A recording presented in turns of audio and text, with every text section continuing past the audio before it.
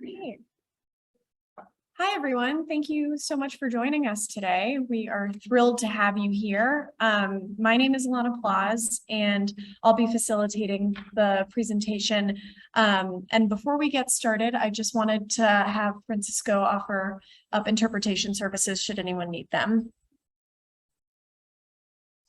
Good afternoon, everyone. My name is Francisco Pitao. I'm Operation Manager for Language Access LLC. And I'm pleased to say that we have a team of interpreters serving you tonight. There is interpretation available in Spanish and from Spanish into English as well. For those of you that are online, you just have to click on the globe and select the language of your choice. And for those of you that are here and you choose to listen to interpretation, we have equipment set up for you. You just have to put the headsets on and listen on. Thank you very much. Buenas noches a todos. Para aquellos que necesitan interpretación al español, yo con gusto les anuncio que soy Francisco Picado, parte del equipo de Language Access LLC, y estamos ofreciendo interpretación. Esta es una reunión bilingüe. Para aquellos que están en línea, si pueden por favor seleccionar el globito en la parte inferior derecha de su pantalla y seleccionar el idioma de su preferencia. Para aquellos que están aquí presentes en la sala, tenemos equipo preparado, solo tienen que ponerse los audífonos y disfrutar de la presentación. Okay. All right. Well, I introduced myself, but we wanted to get a sense for the folks who are in the room. Before we do that, we just wanted to quickly chat about the purpose of today's meeting, why Metro is having a community open house. Oh, apologies. Let me get rid of that. And to talk through some of the logistics of today before we really get started. This meeting will be followed by a tour of the facilities so that you can get a better sense for what it is that Metro does for our entire Denver metro area, the services it provides, how it does that, and to take what we've learned in this session and see it in person. But more than anything, we want this to be an open dialogue, a conversation between ourselves and our community. So we want to engage in conversation, to listen to the questions that you have, any opinions or thoughts. We want to learn from you, members of our community. We also want to share a little bit more about Metro, the unique place that Metro exists and the work that it does, how it operates, and what it takes to be a leader in the clean water industry. And again, to show you a little bit about what we do every day. From a logistics perspective, should there be an emergency or anything like that, you will be informed. There will be directions given over the intercom system. Again, we want this to be really informal, so please feel free to get up and help yourself to more refreshments if you need it throughout the meeting. The restrooms are out this door and down the hall, quite a ways down the hall. You'll be surprised how far. But if you need directions, please let any of us know. So briefly, I'd like to introduce our speakers today. Again, my name is Alana Plauz. I am an associate here at GBSM. My colleague Sam Stokesbury is right here, also a colleague from GBSM. Victoria Ravioli is online. She is managing our virtual participation. And then we have Don Ambrosio, our Director of Strategy and Communication, Blair Wisdom, who is our Director of Technology and Innovation here at Metro, and then Jordan Parman, who's a Senior Water Quality Specialist or Scientist. You know who we are now, and we'd love to do a quick round of introductions for the folks both in the room and virtually. For the folks virtually, just to streamline our process, if you could please put your name, your affiliation, and how you heard about this event in the chat, and we'll make sure that that's introduced in the room. And similarly for questions, if you could please add those to the chat, and Victoria will be monitoring that, and we'll make sure that they're asked at the appropriate time. But for the folks in the room, if you could share who you are, your affiliation, how you heard about this event, and if you know anything about water treatment, please feel free to share. Or if there's anything in particular that you're looking to learn about, we'd love to hear that. Who's the brave soul that would like to start? Please go ahead. What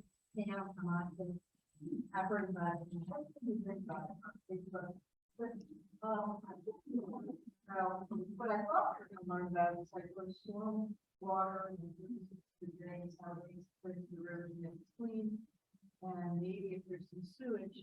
And the other thing is, I have no idea about this organization. I know about the city of Denver, and I get my water from Denver Water. I know there's other water places in the metro area, but I can, to be honest with you, this agency, I've lived here 27 years, I didn't even know about this agency. Hope to learn more about it. Thank you.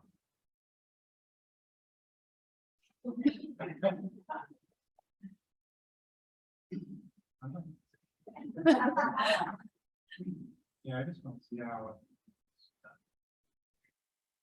Treat the water. Great, thank you. And what was your name? Matt. Thank you, Matt. Would you like to go next?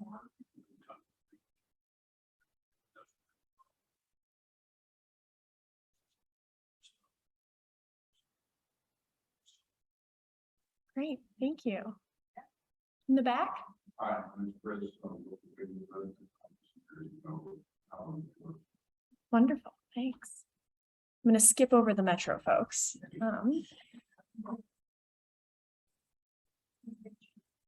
I'm so sorry, wrong timing. I'm out of Martin. In the neighborhood. I want to learn about the water on the recycling. But I worked at a plant across the street, across the river. Around 19 my picture here. We had our piping here. I just want to see how the water works. Great, thank you. My name is Solomon Gaggle. I live nearby, found out about it through something in the mail, and just kind of curious. It's such a huge facility, but you don't know a lot about it. So just kind of curious to learn more. Thanks.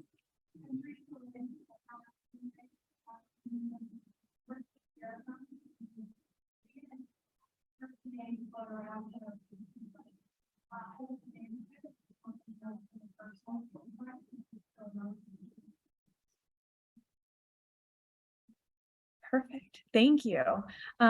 Sam, would you like to share introductions from the folks online? Yes, so two people who are on people active in the Boy Scout group in our club.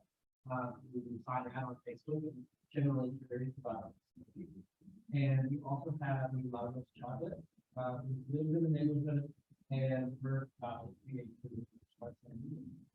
Great. Well, welcome. Thank you. We are glad to have you all here, both in person and online.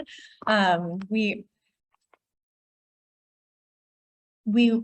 very much want to ensure that when you walk away from this meeting, you have a really solid understanding of not only what Metro does, but the way in which Metro is innovating as a steward of the environment and the community, and is seeking to build those relationships with each of you. And to the point about not knowing that Metro was here or what they do or how the services that they provide, that is certainly a focus of why we want to start engaging with the community. We want to get your feedback on how better to engage folks, not only in the neighborhood around us, but throughout the Denver metro area, so that we can share information about what it is that Metro does, and how we serve the river, the environment, and our neighbors. We will be plugging a survey throughout the course of the presentation as sort of a call to action, a next step in engaging with Metro and staying connected, and giving us some real feedback on what it is that we can be doing better to teach folks what we do. With that, we're gonna get to it. So I'm going to welcome Don up here to talk a little bit about the background of Metro and where we've come from and where we're going. Great. Thanks, Alana. Okay, I talk really loud and really fast, so slow me down if needed. So as Alana introduced me, I am the Director of Strategy and Communication here with Metro. And so part of what I'm responsible for is all of our community outreach and education. So I am going to be really plugging the survey to help us learn how to do that better. And we'll talk a little bit more about that. So I'm here just to give a little brief overview of who we are, why we're here, and how we came to be. And so we do have about 400 employees very passionate employees who love what we do. We are an environmental entity and we consider ourselves to be, essential public service for the public good. We do operate 24/7, 365 days a year. You don't want us to shut down because you don't want your wastewater treatment to not get treated. And so we really, really work hard to make sure that we're sustainable and can meet those requirements. Our mission is to protect the region's health and environment by cleaning water and recovering resources. And you see that in our name is Metro Water Recovery. And then we clean water to be suitable for agriculture, aquatic life, recreation, and the water supply. What we do not do, we actually don't treat stormwater here, and we do not clean to drinking water standards. We leave that to a lot of our partners, and I'll share a little bit more about that in a couple slides. So evolution of Metro. So Alana did talk about how we have not done community events like this. This is only the second one we've done. Well, why now? Why now? So we're kind of reintroducing ourselves. So some of you may have known us as Metro Wastewater Reclamation District. We rebranded last year to Metro Water Recovery. You can read all the reasons why on the slide. I won't go through them, but we really want to focus on resource recovery because that's what we do every single day, and we've been doing it for a really long time. And I'll share a little bit about that in a minute. One commitment we made through our rebranding was to our board and our employees is that we would be more outward facing. And so this is one attempt to do that. And again, the survey will allow us to get out into communities as well. And so we really hope to get your feedback there. And this is only one way we're moving forward. There's a lot of great things on our website. So I hope you take a minute to check that out as well. And I'm sorry, I have a little frog in my throat. So a little bit about us. So if you don't know, we are the largest water and resource recovery facility in the Rocky Mountain West. We provide service to 2.2 million people, and we work directly with 61 local governments. So the reason you get a bill, not from us, you get it from your cities and counties, is because what's called a wholesale provider. So we actually work directly with the cities, counties, and municipalities, and we bill them and then they bill you guys. So that's why it's a little bit different. We are unique. There's only 2 of us in the state of Colorado. Thank you, Colleen. And we are set up by state statute in a very specific way. And so we have specific rules and regs that we have to follow. And then between our 2 treatment facilities, we have one here that you guys are sitting at who are in person. This is what we call our Robert W. Hite Treatment Facility. We also have a treatment facility in Brighton, Colorado, which is called our Northern Treatment Plant. Between the 2 facilities, we treat 135 million gallons of water a day. That's a lot of water that comes through here. And since 1961, we've invested about $2 billion in recovering resources and improving the quality of the South Platte River. We are very excited to share that story. You're going to hear from technical folks after me how we do all of that. We like to say no water is wastewater. And you can see, as we mentioned before, we're only one entity in this wonderful state that handles water. As we all know, we live in an arid community and every drop of water is important. And so in 2020, Metro worked with all of these entities to start thinking about what we call One Water. How do we use water better? How do we recycle water better? How do we get smarter about the decisions we make together so that we're not making decisions that hurt each other as well, which in turn hurts our ratepayers. And we'll talk a little bit more about that in a few slides or at the end of the presentation as well. So I'm going to jump into our history. That was a little bit of where we are today. I promise you I won't bore you with every year that we've been here. So you can see our entire history timeline on our website, but I am going to share a few things that I think will really help us with the conversation here in a few minutes. So before we had any wastewater treatment facilities in Denver, raw sewage was put directly into the South Platte River. I'm not sure many of us can even imagine what that was like, but that's how it happened. So in 1961, there was a really smart group of people that came together and said, this is not the way to be doing this. This isn't healthy. This isn't safe. Plus, we can do a better job with our infrastructure if we all came together. So that started us off. So in 1966, the facility that those are in person are here today was built, and we started operating with about 50 miles of sewer lines at that time. And so you can kind of see a little bit of what it looked like at that time. And then approximately 10 years later, We built what's called our south facility, but it's still here on this plant, and we doubled our capacity. We had to do that because of population increase and projections going forward. I do want to pause here a minute because this is a very important photo for what you're going to hear from Blair. This is basically the size of our facility today. And every single time we have a new regulation or the population increases, we have to do treatment, and we're a little bit landlocked. And so that means we have to get really innovative. We have to be a leader. We have to be smart about how we treat water. And so you're going to hear a ton about that from Blair, but this is just something to keep in mind as we head to the next couple slides. And then finally in 2016, after a lot of planning, Northern Colorado grew. And so we opened our facility up in Brighton, and it's gorgeous. If you ever want to go there, some great trails that you can go check out. And between the two facilities, again, we serve 2.2 million people. So we are going to give a tour to those folks that are here today, but we also know that there's people online that don't get the benefit of the tour. And so we also have this great tool that I'm going to share with you. And this gives you a little bit more information, actually a lot more information about our treatment process. So a couple things before I jump into showing you the website itself is if we're on the tour and you want to learn a little bit more about technical information, you can go here. Also at the high level, it'll give you a broad view of the places that we're not going to get to see today. So just keep that in mind. So I am going to try not to break this, and I'm going to move over. So you can get to this off of our primary webpage, which is metrowaterrecovery.com, and you can click on transforming wastewater, or you can type in directly what you see on the slide today, which is treatment@metrowaterrecovery.com. And my mouse is going all over the place. All right, and we like to say this is how we transform wastewater, because this is us taking everything from your sinks and your showers and your toilets and turning it into an incredible resource downstream. So you can see how this works. You hover over each section and you can actually see the titles of each area. I'm just going to show you a couple. Again, this is for you to kind of play with. One thing I want to share is on our sources page. This gives you a little bit more information of the water that comes to us from our communities. And there's a ton of detail in here, photos, things that you can look at on your own. And then one big fact and question that we always get is how much comes to us from residences versus commercial businesses. So here at the Hite facility, about 70% actually comes from homes, and the rest comes from commercial and industrial businesses.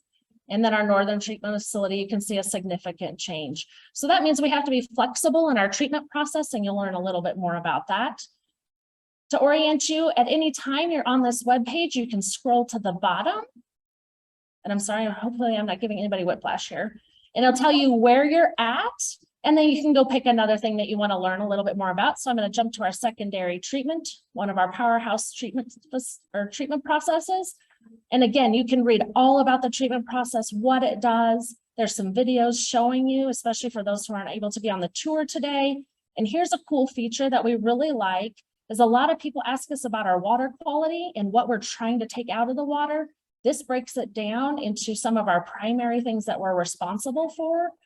And it'll tell you what was previously removed in the process, what this process step itself is currently removing, and then what's left. You'll hear a lot more about this from Jordan in terms of some of these definitions, but this is always here for you to take a peek.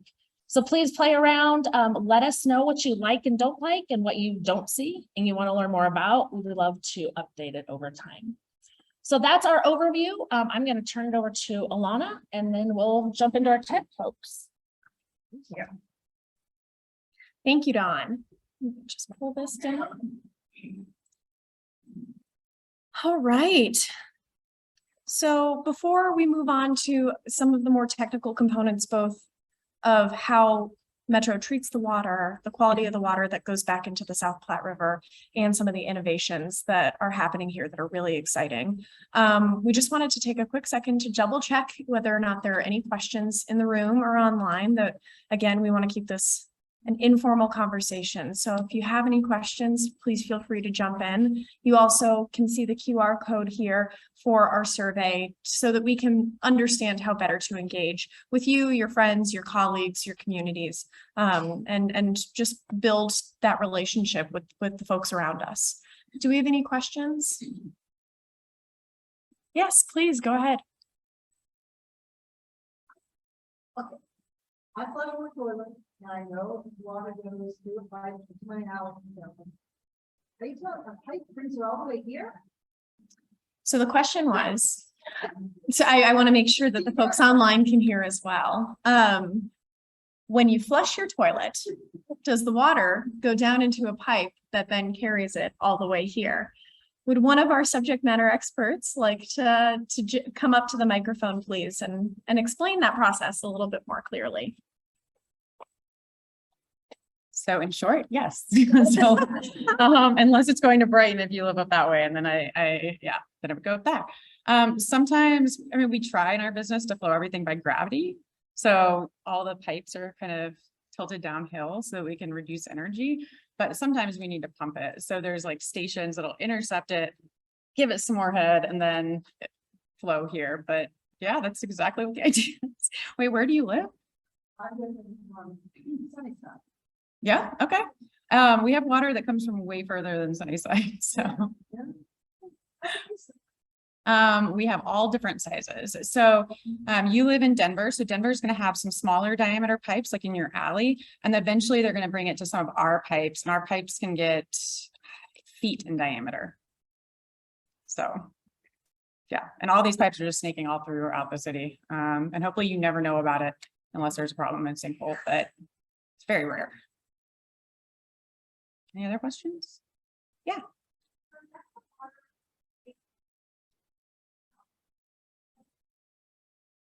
I'm a little bit, I mean, this one's a little more complicated, so I'm gonna go on.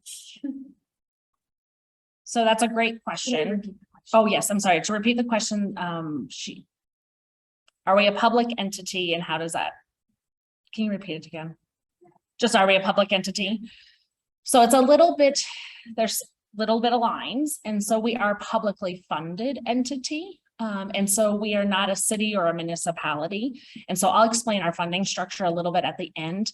But if you consider private or public, we are definitely a public entity. And we're set up by state statute. So we are governed by statutes within the state. And so as statutes change, then we have to change our process as well. We're also governed by a 40-member board who represents all of our connectors. And so that process as well are members of the community that serve on our board that drive our what we call our rules and regulations. Does that help?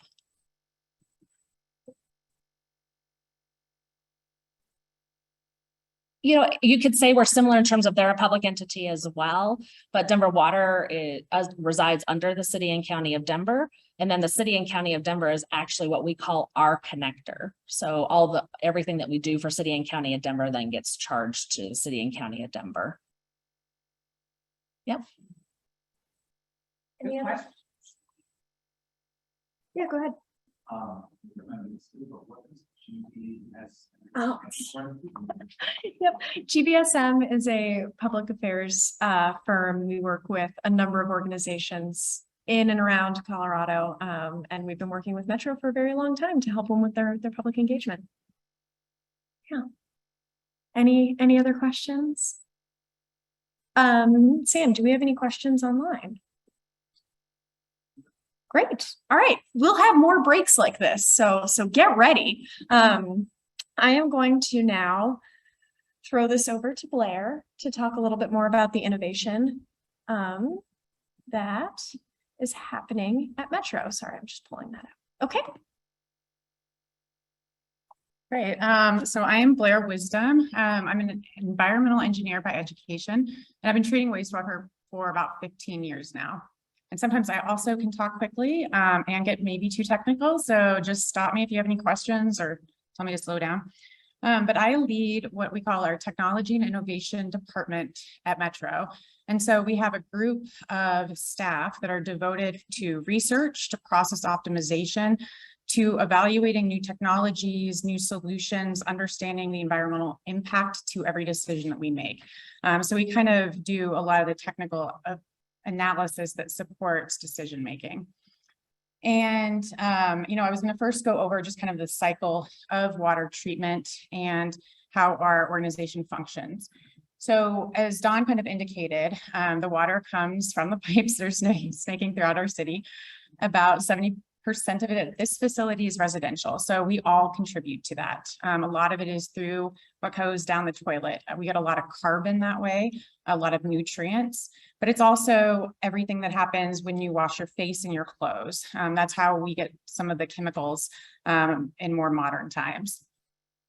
The rest of it is businesses, commercial and industry. And so how do we reclaim it? You know, I don't go over a lot of the technical details, but I can totally dive into that website if people want to. But real simply, it comes into our influent and it goes through about 10 major processes and takes about 36 hours.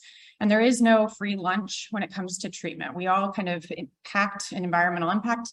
And we need to use energy and chemicals in order to both recover those resources and reduce kind of the more traditional pollutants like microorganisms and pathogens. And so we do that through this process again in 36 hours. What comes out the end of the pipe goes into the South Platte, and that is treated reclaimed water. We do have a recycling facility that also withdraws about 30 mgd at peak, and then they further treat that and use it for non-potable reuse, such as irrigation. And, you know, we are committed to sustainability. We're committed to kind of this vision. Again, when we get more complicated as far as our treatment processes, we're using more energy, we're using more chemicals, and we really try to focus on conducting research and engaging with researchers and staying apprised of new technologies so we can limit that environmental impact. And we partner with a lot of universities to achieve this goal. We partner with the state and policies, because that can impact kind of the decisions of what we do. And we try to partner with the community, because your choices can impact our treatment and our processes. One more time. There we go. So, you know, the history of wastewater treatment, people realized eventually that you can't just discharge raw wastewater. You're going to make people sick. And so it was always thought of as cleaning up pollution and trying to kind of keep humans safe and animals safe. But then we started thinking about it in a little bit more advanced terms. Can we do more than just fight pollution? We reclaim water, and that's really important for the people that are downstream that need to use that as a drinking water source. But now we've expanded that and we recover way more than just water. We're recovering fertilizer. So that's an important part of the food chain, is to collect waste and return carbon and nutrients so that crops can grow sufficiently. And that's what really, we have two separate things that we recover. Right now we recover phosphorus and ammonia and magnesium as a separate chemical fertilizer product. And then our biosolids has carbon, micro and macronutrients. In addition to that, we recover energy. So as all of us contribute carbon into our wastewater, that carbon needs to go somewhere. So if it were just in the natural environment, it would turn into CO2 and methane and just emit that into the environment.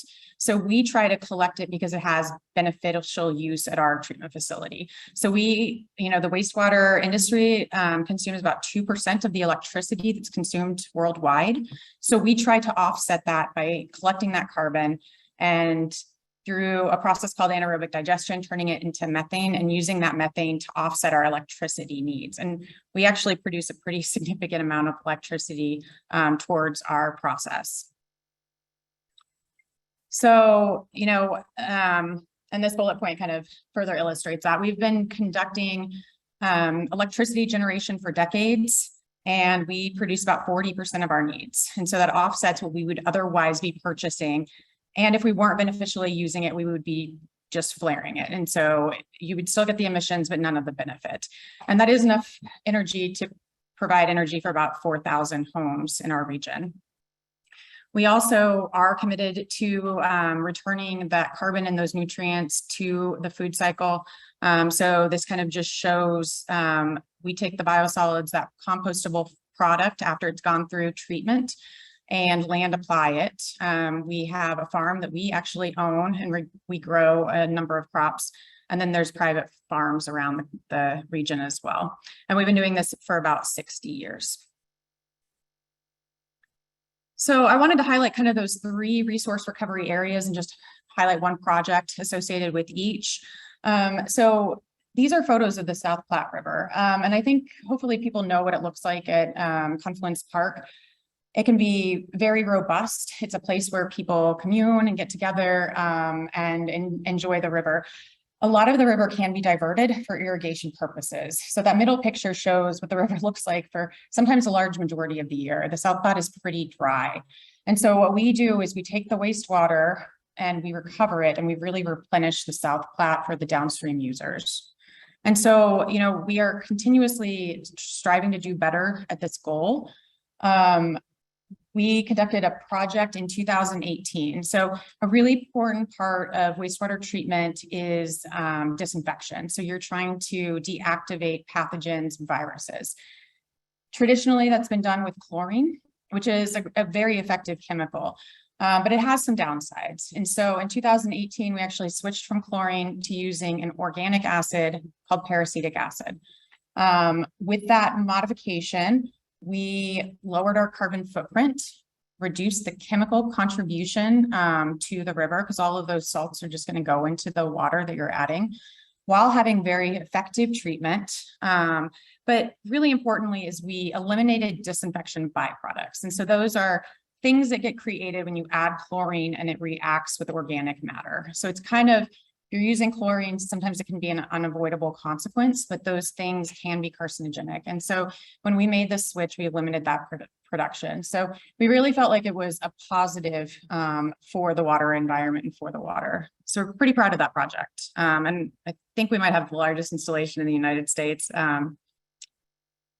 And so then I was going to talk a little bit about that fertilizer. So there's a quote by Isaac Asimov that says, life can multiply until all the phosphorus is gone. And then there is an inexorable halt, which nothing can prevent. We may be able to substitute nuclear power for coal, plastics for wood, yeast for meat, and friendliness for isolation. But for phosphorus, there is neither substitute nor replacement. So phosphorus, we need it all to survive. We need it as part of the food cycle. With nitrogen, that's another really important thing, but we can actually take it from the air. Phosphorus, you can't do that. So if you don't recover it and recycle it, then you're putting it down the drain and you're flushing it and you're putting it in a landfill, and it's kind of gone from the food chain. The only other option you have is going and mining it, which has a pretty decent carbon footprint. There's also not a lot of significant reserves left. So there's been estimates that the US has about 25 years left of supply. But otherwise, we are fully reliant on other countries, and Morocco has the biggest supply of it. But you're still going to Morocco, mining it, shipping it to the United States, just so that we can use it as a fertilizer so that we can all continue to live. And so, you know, we thought that it was really important to not single use phosphorus and really try to capture it as much as possible and return it to the food cycle. So in 2020, we started up operation, and I think this might be part of the tour, of a reactor that's particularly looking at this. It's looking at trying to reduce phosphorus in our effluent, which is really, really important to improve the water quality and eliminate eutrophication. But it's also trying to capture this phosphorus, turn it into kind of a crystal product that we currently give to a composter, and they make a special fertilizer product based on this. So it's really returning this key element back to the food cycle. So hopefully that's a stop on the tour. It was a really important project for us, and we're pretty proud of it.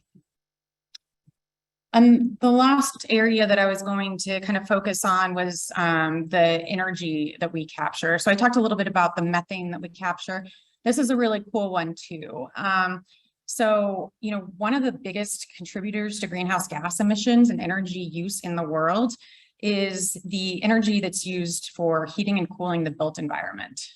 So your heater, if you're on electrification of heating or natural gas, your HVAC, your hot water. And a lot of these times, you know, we're spending a bunch of energy. So the US Department of Energy identified that maybe 350 billion kilowatts hours worth of hot water is discarded every year. So all of this is usually single use. I use a lot of energy. I heat the water up pretty hot. It touches my body for like a second as I'm showering, and it just goes down the drain. So you can turn that single use into something that you recover and recycle to make the process more efficient and pretty dramatically decrease the carbon footprint associated with that.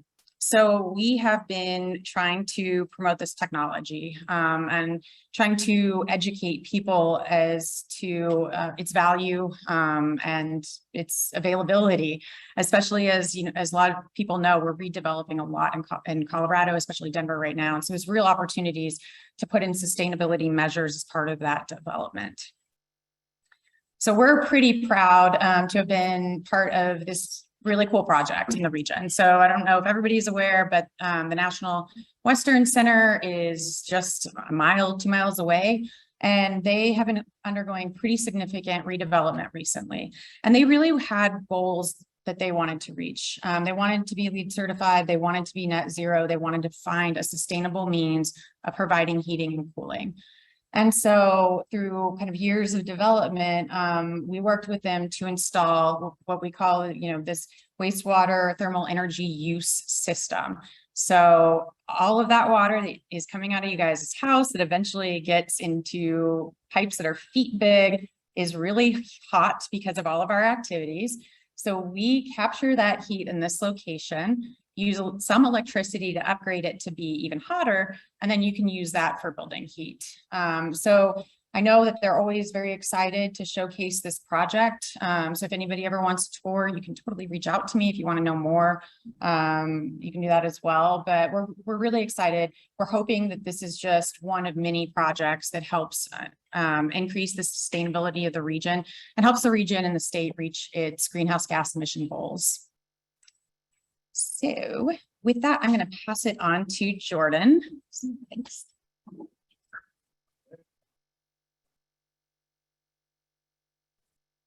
Hi, everyone. Thanks for coming. My name is Jordan Parman. I'm a senior water quality scientist here at Metro, and I work in our water quality division. And our group's been monitoring the South Platte River upstream and downstream of our outfalls here. Not me personally, but our group's been monitoring the river for over 50 years, since the early 70s. I want to thank Blair for showing those photos earlier. I can't overemphasize what the river looks like upstream of us sometimes. Blair showed that river. It's virtually a trickle upstream of this Hite facility on the South Platte River. Most people think of Confluence Park, there's always a ton of water. People are out there recreating. There's a large diversion about 2 miles upstream of the Hite facility here in the South Platte River. And that diversion can take a lot of water off the South Platte River, virtually all the water off the South Platte River, to go be used for irrigation in farm fields, leaving just that trickle that Blair showed in that photo there. So when you see a picture of this of our outfalls, which you'll see in the tour later, we really do kind of restart the river here. And that's why I have a job. That's why our group's been out here. We take it as our serious responsibility to determine what the impact of our treated wastewater is on the river downstream. So we've been collecting water chemistry samples at multiple sites along the South Platte River for over 50 years, as I said. And we also determine what the impact is on aquatic life. So since the mid-'80s, we've been conducting biological assessments, looking at fish. What's the fish community upstream and downstream of our treatment facilities? And so with that long record, multiple decades of studies, we've been able to document some improvements, which I hope to highlight here. And it's gotten to the point now where I'll show you in this video. I took this video just off our bridge. This is a scene you probably wouldn't have seen on the South Platte River at our outfalls decades ago. These are, 3 people fishing right at our outfalls, which is kind of cool to see. And then just to give a stat to it, we refer to it as effluent dominated when our wastewater, our treated reclaimed water makes up the river again. There's the stat that due to that upstream diversion, the water Metro treats accounts for 85% of the South Platte River's flow for 9 or more months out of the year. It's kind of an astonishing figure. It makes this part of the river really unique. Back a few decades ago, this stretch of river that you see here was once viewed as really a dead stretch of water. There were reports in the late 1960s, early 1970s from the EPA that referred to it as dead stretch of water. It had a smell of sewage. It was kind of gray in color. The riverbed was covered in kind of an organic sludge. It was really a river to be avoided or ignored. And now it serves a key role in recreation, habitat for aquatic life, agriculture, and drinking water. Part of the issue downstream of us is that this is an urban stream. The South Platte River through here is very urbanized. And with that comes a change in what the natural habitat would look like. You know, as the river goes through Denver and out north through Denver, it's very channelized. There's development along the banks. The river's not allowed to go access its floodplain. So there's a lot of poor habitat quality and low dissolved oxygen that really isn't great for the fish populations. And I'll talk a little bit more in the future about macroinvertebrates, which are essentially bugs that live in the water, but it really limits the aquatic health having low habitat quality. So starting in 1996, Metro began a 6-phase plan to improve the aquatic habitat. What we do is we go into the river itself and do these construction projects. So to date, we've completed 4 of these projects, and we add features to the river, constructed riffles. We'll add woody debris, more or less different things to kind of alter the flow and depth to make it more of a natural stream and kind of make some better habitat for native fish species. And when I say native fish species, we're designing these for native fish species. Most people aren't familiar with what fish are in the South Platte down here. When you hear South Platte, people tend to think of up in the mountains, a big trout fishery. Down here, I'll throw out our 4 most common fish we see down here: fathead minnow, white sucker, long-nosed dace, and sand shiner. Those aren't fish species that people tend to think of when they think of the South Platte. But those are the native fish that are meant to be in this warm water fishery, and those are the ones that we're trying to protect with these habitat improvements. And I'm happy to note that we do these fish surveys every fall. Right about now, we've already done 1 of them. We go out every year and take a look at the fish, collect fish in the river, and we found that these habitat improvement projects are significantly increasing both the number of fish and the number of species of native fish, which is really encouraging. So this, I highlighted some of the in-stream habitat improvements. Some of the work we do that Blair talked about, water quality is also great for aquatic life. I just wanted to highlight one thing here. We already talked a little bit about ammonia. So ammonia is a component of nitrogen that can be toxic to aquatic life, to both fish and macroinvertebrates. In 2014, we completed this $211 million project to reduce ammonia concentrations in our reclaimed water. And kind of cool thing about being an effluent dominated river is that anytime you make an improvement in our treatment process, we see that impact virtually immediately in the river downstream. So this graph, I'll walk you through it very briefly. We'll get into details, but that red line you see it's a time series graph of our ammonia concentrations in our effluents. So that red line is what the ammonia concentrations used to look like prior to these improvements, hovering up around 20 milligrams per liter, which is quite frankly pretty high and can be toxic to aquatic life. With these treatment plant upgrades, it dropped very significantly. You see that drastic drop off there. And the cool thing is, you see the red lines are effluent samples. The cool thing is that those green and blue lines are our South Platte River in-stream samples. And so those kind of mirror the reductions that we saw in the effluent. So that's really cool. That's one of the fun things about working on this river, is that anytime you see a treatment plant upgrade, you see impacts on the river virtually immediately. And so that relates to aquatic life. I just mentioned that ammonia can be toxic to aquatic life. We measure the biological health of the river primarily with macroinvertebrates. So it's a big fancy term, but what it really means is these are bugs that live in the water. A lot of them are larval form of insects that live part or all their life in the water. They're things that you can see with the naked eye. They're really easy to collect, and they're also a very good indicator of water quality. They can't swim away from pollution like a fish could. They're there, and they can be a great indicator of water quality. Certain kinds of macroinvertebrates are more sensitive to pollution, and certain ones are more tolerant of pollution. So just to give an example of that, it's kind of hard to see in this picture here, but those top ones, you see some aquatic worms, and the other one on the right, there's a midge larva. Those are very tolerant to pollution. They can live in degraded water quality, whereas the ones on the bottom there are mayfly on the right there, and the caddisfly larva on the left. And so what we saw was really cool. Immediately after we made these treatment plant upgrades in the fall of 2014, we saw reductions in ammonia in stream, and immediately we started seeing a more balanced community of macroinvertebrates. So you see a shift from virtually all pollution tolerant community to a more balanced population of both tolerant and sensitive taxa. And that graph there kind of shows that EPT is a fancy way of saying those are those caddisflies and mayflies that are more sensitive to pollution. So anytime you see more of those, it means your water quality is improving. So these are just graphs of our two closest downstream sites, and we noticed some very drastic improvements, increases in these sensitive taxa starting in 2014, which is really encouraging. One more thing, we often get questions about recreation and health in the river. So this is a graph, a map of our E. coli concentrations. E. coli is the best indicator of health risk from human contact with recreation waters.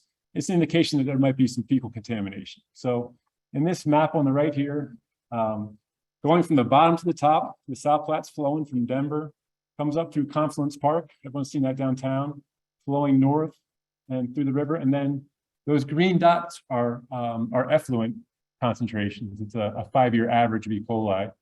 And the size of the dot in this graph corresponds to the average concentration of E. coli. And so the bigger the dot, the more E. coli, the smaller the dot, the less E. coli. And so I want to highlight here is that Metro's effluent, those little green dots, contain lower levels of E. coli compared to other in-stream concentrations, both in the South Platte River and its tributaries. So that's kind of, and it makes sense because we have very, very tight permit limits for E. coli. That's one of the things we have to meet that standard all the time, the compliance with that. I'm really glad you mentioned stormwater earlier. We do not treat stormwater. Can't highlight that enough. That water from stormwater picks up a lot of waste from wildlife, from dogs. If people aren't picking up their dog poop, that all gets washed off in storms like we just had the past few days, goes to the river untreated. And those are what we refer to as non-point sources of pollution.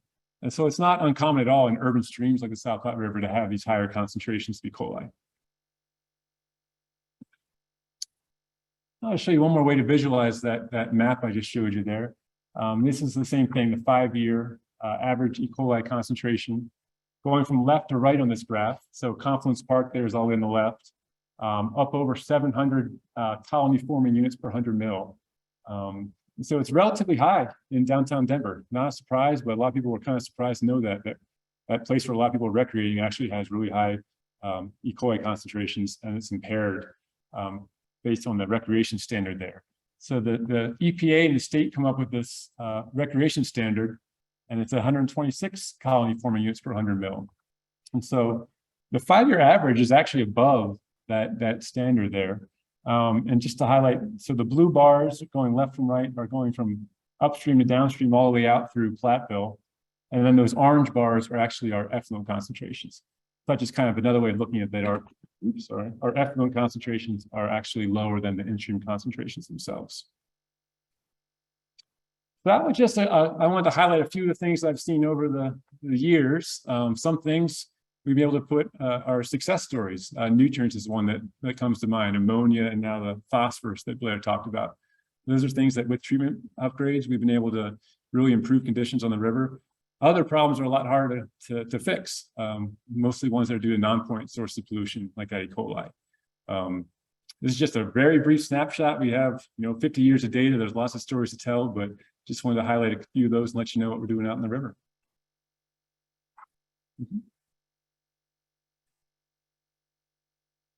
All right.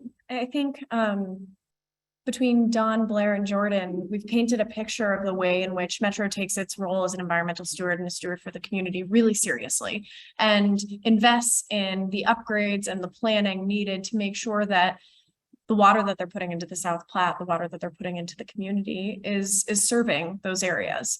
And so as we start to think about how Metro engages with its customers, and when you flush that toilet and it goes through the pipe, I just wanted to make sure we took a pause. And if you have any questions about any of the items that we've discussed or anything else, that you have the opportunity to ask that.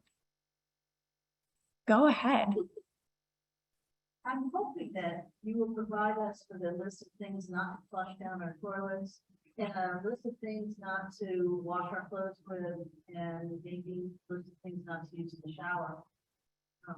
I didn't think about laundry, but I argue with all my friends about it. And I'll say, is it flushable? And they'll go, yeah. And what they mean by that is I put it in the toilet, I flush and went away. They go, the one away.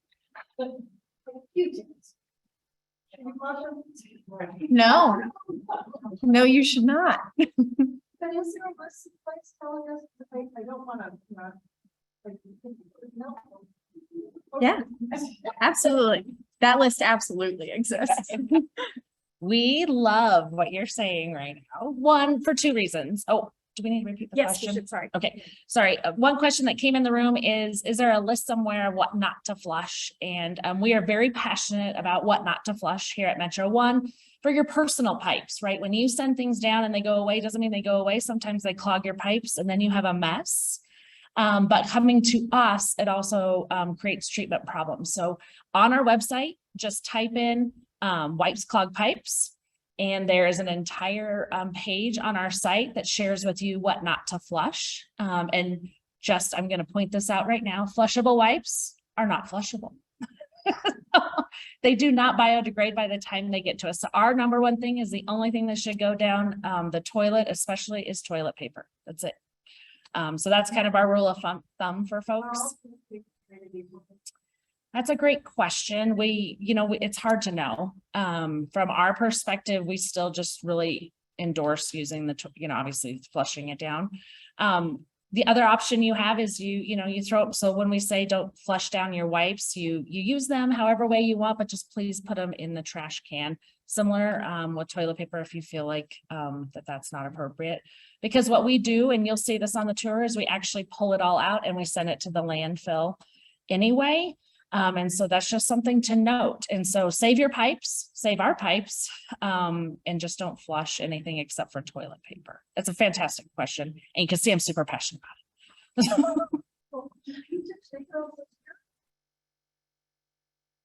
Kinda. Stuck. So part of the complication is things can get stuck. in Yeah. bags or stuff can be accumulated. And then things start to stick to the fat. So there's like this phenomenon called the fat burns. And so if you start getting all this matter that's like sticking around and like grease comes by and you start to get these huge masses of this oil. And it's pretty problematic if you clog all the pipes, you have to dig them out. So yeah, I mean, anything can kind of start as a reaction. So really just want to. Right, so I'll repeat a little bit for those that are online. So the question was, can you flush Q-tips? And Blair shared, really they can get stuck in the pipes. There's multiple ways, I'm paraphrasing. And they just create what's called fatberg. So feel free to Google fatberg, but it's a collection of a lot of materials that end up in the pipes. They also collect with fats, oils, and greases, which we also do not want to go down your drains. Again, that information's on our site because it clumps up. And so. Do you want to address the second part of that question? One is flushing, and then one, we also have products, as such as PFAS, that you should. You want to go there? Okay. So the other question that came out is what other things, so like detergents and I guess anything that you wash with. So there's a couple different things. So we don't have specific wash materials online. However, there is, as Blair mentioned, PFAS, and so per and polyfluoral alkyl substances. And so there's a lot in the news right now. We do have a page for that, but there's also an opportunity for that to never get to us. PFAS are human-made chemicals that cannot be destroyed in the wastewater treatment process. And so they just pass through and end up in the environment. We have a whole list on our website of PFAS-free products. So that includes things in your dishwasher, your laundry soap. Cosmetics are a heavy provider of PFAS. So there's a lot of resources online. So feel free, if you ever have questions though, just send our inquiry form or call our public information officer. We'll get you all those links and all that info. Okay. On that list of what not to flush, you'll be shocked at what's made it onto the list, and there's a reason for it. Any other questions?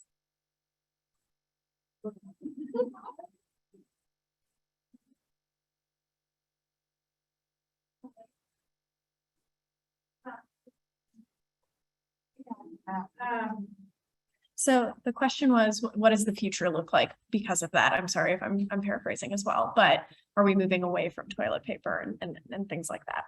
So bidets are definitely sustainable. I mean, the toilet paper doesn't really harm our process necessarily because it does degrade. And we are pretty good about either taking it out with the bar screens or settling it. And it's a very fibrous material, and that actually helps with our dewatering process. So toilet paper in and of itself is not particularly problematic. A lot of people that are on septage systems don't like to use it, or if they have small pipes, because they can clog really easily. But another great solution is bidets. That's what a lot of the world does. So that's a great question too. Thank you. I know it doesn't, most people don't flush it, but I know you don't stormwater, but people, I don't think cigarette butts eventually work their way with storm drains into the rivers. Maybe great. The question was, sorry, I just want to make sure that the folks online are engaged as well. The question was about the stormwater and cigarette butts. Do they end up in the stormwater? Do they degrade very easily? The answer is yes, they do end up in the stormwater often, and no, they do not degrade very easily. So clean up after yourselves. Sam, do we have any questions online? Wonderful. Any other questions? We will also have the opportunity for some really informal dialogue on the tour. Great. Okay, Don, you're back up. We're going to talk a little bit more about how Metro pays for the work that they do. And yes, thank you very much for the good questions, because it also helps us make our resources better online. So please, please, please don't be afraid to ask questions. So we talked a little bit about how we are a public entity. I'm just going to kind of talk about how we pay for what we do every day. We feel like this is really important because we say you are us and we are you. Because we are a governmental entity, we have three primary sources of revenue. The first one is annual charges. So as a wholesale provider, as I described earlier, Metro charges our connectors. So remember, our connectors are our cities, municipalities, water and sanitation districts. And we charge them based on the quantity and quality of water that they send us. So in basic terms, if they send us water that's hard to treat, they get charged more. Okay, that's kind of just the basis of that. And this is our largest source of revenue for Metro. That's about 70% of our annual revenue. Then we have what's called sewer connection fees. This is really dependent on the growth of the region. So when someone wants to connect to the sewer, they pay a sewer connection fee, and that's about 25% of our revenue. And then the last thing is just, interest and other resources that we have. We do have a hauled waste program. So if anyone uses the porta potty, someone pumps that out, and then they come here and they put it into our system to be treated. And so those all come here as well. And those hauled waste providers have to pay a fee to come and use our service as well. So those are the primary ways that we pay for the service that we provide. We are incredibly thankful that we have this great connector base with the 61 connectors that we have, because it is really important that every decision that we make here at Metro, we consider the ratepayers, because in turn, those folks charge you guys for the service. So we try to be very smart with how we spend our money. We plan really far in advance so that we can really be predictable on our rates.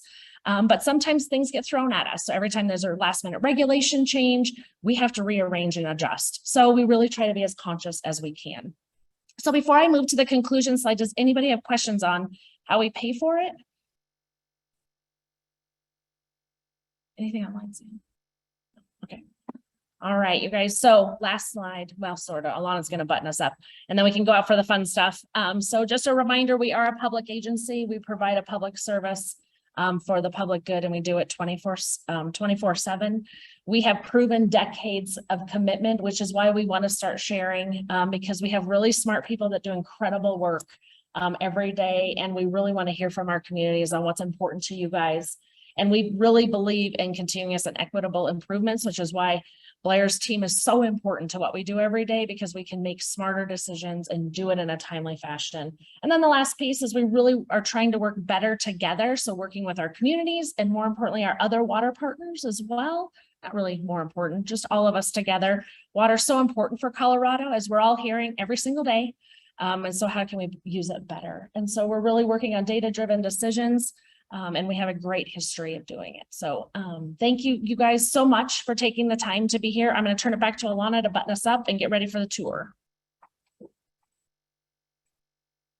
All right, thank you, Dawn. As Dawn mentioned, I mean, water is one of our most precious resources. And so the way in which we are stewards of that water is really critical. And that translates to you as well. And I think because Metro has those connectors, building the way that we can engage with you directly is a really important step for the organization. And so getting your feedback in the survey about how we can better reach you is going to be really helpful. Please definitely go to Metro's website and go through the resources that Dawn mentioned and the others, the data that Jordan had mentioned, the descriptions of the innovations that are taking place. There's so much good stuff there. And so we definitely encourage you to check out the website and to connect with us.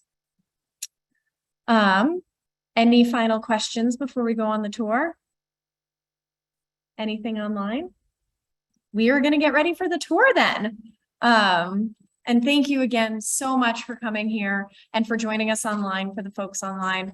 We are so grateful for the opportunity to get to know you, to talk to you, to tell a little bit more about Metro's story. So please feel free to give us any feedback on what we can be doing better. All right, I am going to end the online presentation, and for the folks in the room, Kelly in the back is going to be our tour guide. If you have any technical questions remaining, our subject matter experts are not going to be joining us on the tour, and so feel free to engage them directly right now and ask them all of those super technical questions about macroinvertebrates and anything else like that, and we'll get those out of the way. All right, thank you all.